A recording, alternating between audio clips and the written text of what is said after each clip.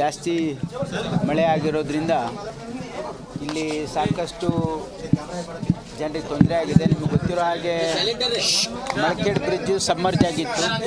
ಜೊತೆಗೆ ಮಳಖೇಡ್ ಫೋರ್ಟು ಏನು ಇದನ್ನು ಪ್ರಿಸರ್ವೇಷನ್ ನಡೀತಾ ಇತ್ತು ಅದನ್ನು ಕೂಡ ಭಾಗಶಃ ಬಿದ್ದಿದೆ ಅಂತಕ್ಕಂಥದ್ದು ಮಾಹಿತಿ ಬಂದಿದೆ. ಅಲ್ಲಿಗೆ ವಿಸಿಟ್ ಕೊಡ್ತಾ ಇದ್ದೀವಿ. ಇಲ್ಲ, ಅದೇ ಇದು ಸುಮಾರು ವರ್ಷಗಳಿಂದ ನಡೀತಾ ಇದೆ ಕಾಮಗಾರಿ. ಅದನ್ನು ಒಂದು ರಿಪೋರ್ಟ್ ಕೂಡ ಕೇಳ್ತೀನಿ ನಾನು, ಯಾಕಂದ್ರೆ ಇಲಾಖೆ ಇಲ್ಲ ಹಿಂದೆ ನಾವು ಇದನ್ನು 5 ಕೋಟಿ ರೂಪಾಯಿ ಸ್ಯಾಂಕ್ಷನ್ ಮಾಡಿಸಿದ್ವಿ. ಈಗ ಪ್ರಿಯಾಕರ್ ಒಂದು 6 ಕೋಟಿ ರೂಪಾಯಿ ಸ್ಯಾಂಕ್ಷನ್ ಮಾಡಿದ್ವಿ. ಅದು ಕಾಮಗಾರಿ ಸುಮಾರು 2016ರಿಂದ ನಡೀತಾ ಇದೆ. ಯಾವ ಪೋರ್ಷನ್ ಡ್ಯಾಮೇಜ್ ಆಗಿದೆ ಏನಿದೆ ಒಂದು ವರದಿ ಕೇಳ್ತೀನಿ. ನೋಡಿ, ಅದು ಫೋರ್ಟ್ ಏನಿದೆಯಲ್ಲ, ಯಾವ ವೀಕ್ ಪೋರ್ಷನ್ ಇದ್ದಲ್ಲಿ ಅವ್ರನ್ನ ರಿಪೇರ್ ಮಾಡಿದ್ದಾರೆ ಅದು ಬಿದ್ದಿರ್ತೀವಿ. ಹೊಸ ಕಟ್ಟಿಲ್ಲ, ಇವರು ಇರೋದಕ್ಕೆ ರಿಪೇರ್ ಮಾಡ್ತಾ ಇದ್ದಾರೆ ಅವರು. ಯಾಕಂದರೆ ಇದು ಪುರಾತತ್ವ ಇಲಾಖೆ ತಮ್ಮದೇ ಆಗಿರ್ತಕ್ಕಂಥ ನಾಮ್ಸ್ ಇರುತ್ತೆ.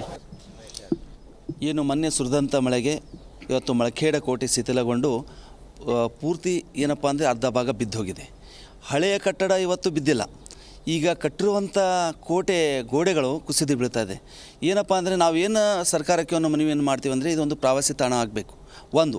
ಅದ್ರ ಜೊತೆಗೆ ಸರ್ಕಾರ ಹೇಳ್ತದೆ ಆಲ್ರೆಡಿ 6 ಕೋಟಿ ಕೊಟ್ಟಿದೆ, 5 ಕೋಟಿ ಕೊಟ್ಟಿದೆ, 4 ಕೋಟಿ ಕೊಟ್ಟಿದೆ ಅಂತ ಕೊಟ್ಟಿದೆ ದುಡ್ಡು. ಆದರೆ ಅಭಿವೃದ್ಧಿಗೆ ಅದನ್ನು ಬಳಸ್ಕೊತಾ ಇಲ್ಲ. ಇವತ್ತು ಸರ್ಕಾರಗಳ ಮುತುರ್ವರ್ಜಿ ವಹಿಸಿದ್ರು ಸಹ ಇವತ್ತು ಇಲ್ಲಿನ ಅಧಿಕಾರಿಗಳು ಮತ್ತು ಗುತ್ತಿಗೆದಾರರು ತಮ್ಮ ಜೇಬನ್ನು ತುಂಬಿಸೋಕ್ಕಂಥ ಕೆಲಸ ಮಾಡ್ತಾ ಇದ್ದಾರೆ ಆದರೆ ಇವತ್ತು ಕೋಟೆ ಅಭಿವೃದ್ಧಿ ಕೆಲಸಗಳನ್ನು ಮಾಡ್ತಾ ಇಲ್ಲ. ಇನ್ನೊಂದೇನಪ್ಪ ಅಂದರೆ ಇತಿಹಾಸ ಸಾರುವಂಥ ಇವು ಐತಿಹಾಸಿಕ ಕೋಟೆಗಳು ಇವತ್ತು ಅಳಿವಿನ ಅಂಚಿನಲ್ಲಿದ್ದಾವೆ. ಇವತ್ತು ನಾವೇನಪ್ಪ ಅಂದರೆ ನಾವು ಕೇವಲ ಹಿಂದೆ ಪೆಗ್ವಿನ್ ಹಕ್ಕಿದೆಲ್ಲ ಓದ್ತಾ ಇದ್ವಿ ನಾವು, ಈ ರೀತಿ ಇತ್ತು ಈ ರೀತಿ ಅಂಥೇಳಿ ಕೇವಲ ಬುಕ್ಕಲ್ಲಿ ಓದ್ತಾ ಇದ್ವಿ, ನೋಡ್ತಿದ್ವಿ. ಅದೇ ರೀತಿಯು ನಮ್ಮ ಕೋಟೆಯಲ್ಲಿ ಆದ್ರೆ ಆಗುತ್ತಾ ಅಂತಕ್ಕಂಥದ್ದು ಭಯ ನಮ್ಮಲ್ಲಿ ಕಾಡ್ತಾ ಇದೆ. ಹಾಗಾಗಿ ನಾನು ಸರ್ಕಾರಕ್ಕೆ ಒತ್ತಾಯನ ಮಾಡ್ತೇನೆ, ಇಲ್ಲಿ ಉತ್ಸವಗಳನ್ನು ನಡೆಯಲಿ. ಅದ್ರ ಜೊತೆಗೆ ಏನಪ್ಪ ಅಂದರೆ ಇದನ್ನು ಈ ಮಳಖೇಡ ಕೋಟೆ ಇವತ್ತು ಕನ್ನಡದ ಮೊದಲ ಉಪಲಬ್ಧ ಗ್ರಂಥವನ್ನು ಕೊಟ್ಟಂಥ ಕೋಟೆ, ಇವತ್ತು ಕವಿರಾಜ ಮಾರ್ಗ ಅಂತಕ್ಕಂಥ ಒಂದು ಗ್ರಂಥವನ್ನು ಕೊಟ್ಟಂಥ ಕೋಟೆ. ಈ ಕೋಟೆ ಬಹಳಷ್ಟು ಅಭಿವೃದ್ಧಿ ಆಗಬೇಕು. ವಿಶೇಷವಾಗಿ ರಾಷ್ಟ್ರಕೂಟರ ರಾಜಧಾನಿ. ಇವತ್ತು ಈ ಕೋಟೆನ ಅಭಿವೃದ್ಧಿಗೊಳಿಸಬೇಕು. ಇವತ್ತು ಸರ್ಕಾರದ ಬಂದಂಥ ಅನುದಾನವನ್ನು ಸರಿಯಾಗಿ ಸದುಪಯೋಗ ಪಡಿಸ್ಕೋಬೇಕು. ಮತ್ತು ಯಾರು ಈ ಕಟ್ಟಡವನ್ನು ಕಟ್ಟಿ ಇವತ್ತು ಕಳಪೆ ಮಟ್ಟದ ಗೋಡೆಗಳನ್ನು ಕಟ್ಟಿದ್ದಾರೋ ಅವ್ರ ಮೇಲೆ ಕ್ರಮವನ್ನು ಆಗಬೇಕು. ಇವತ್ತು ಪ್ರಿಯಾಂಕ್ ಖರ್ಗೆ ಸಾಹೇಬರು ಪ್ರವಾಸೋದ್ಯಮ ಇಲಾಖೆಯ ಸಚಿವರಾಗಿದ್ದಾಗ ನಾವು ಕೋಟೆ ಅಭಿವೃದ್ಧಿ ಪಡಿಸ್ತೀವಿ ಅಂತ ಹೇಳಿದ್ವಿ. ಆವಾಗ ಹೆಚ್ಚಿನ ಅನುದಾನವನ್ನು ಬಿಡುಗಡೆ ಮಾಡಿದ್ರು. ಆದರೆ ಏನಪ್ಪ ಅಂದರೆ ಇವತ್ತು ಅಭಿವೃದ್ಧಿ ಆಗ್ತಾಯಿಲ್ಲ. ಇತ್ತ ಕಡೆ ನಾವೇನು ಹೇಳ್ತಾ ಇದ್ದೀವಿ ಅಂದರೆ ಕೇವಲ ಪತ್ರಿಕೆಗಳಲ್ಲಿ ಪೇಪರ್ಗಳಲ್ಲಿ ಅಭಿವೃದ್ಧಿ ಆದರೆ ಸಾಲದು, ಇದು ಕಾರ್ಯರೂಪಕ್ಕೆ ಬರಬೇಕು ಅಂದರೆ ಇಲ್ಲಿನ ಅಧಿಕಾರಿಗಳು ಇತ್ತ ಕಡೆ ಗಮನ ಹರಿಸಬೇಕು.